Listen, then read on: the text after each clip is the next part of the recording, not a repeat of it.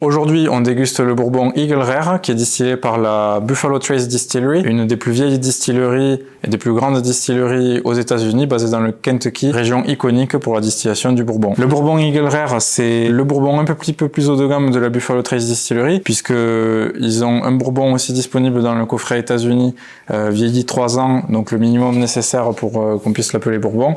Puis ce Eagle Rare qui est vieilli, lui, 10 ans en fût de chêne américain.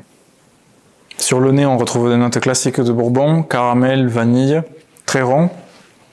Si on cherche à creuser un petit peu plus, on retrouve cette note de toasté, de pain neuf, vraiment caractéristique de l'utilisation de barriques neuves dans le bourbon. Puis on a un petit clin d'œil vraiment léger en fond de nez, d'un côté un petit peu fumé, j'oserais presque dire un clin d'œil à la tourbe, mais qui vient principalement de la barrique carbonisée qu'on utilise dans les bourbons. D'un côté plus aérien, donc quand on a le nez un peu plus éloigné du verre, on a toute une composition florale,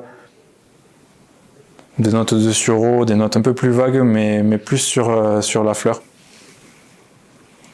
C'est très intéressant. En bouche, on est plus évolué qu'un bourbon classique parce qu'on retrouve moins le côté très rond, excessivement caramel et vanille d'un bourbon classique. On est plus sur les épices.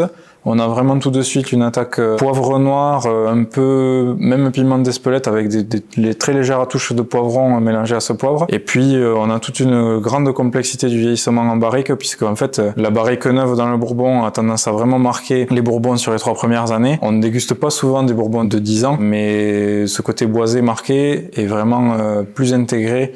Donc là, il y a ce côté épicé, le côté boisé est vraiment allégé par ce vieillissement rallongé.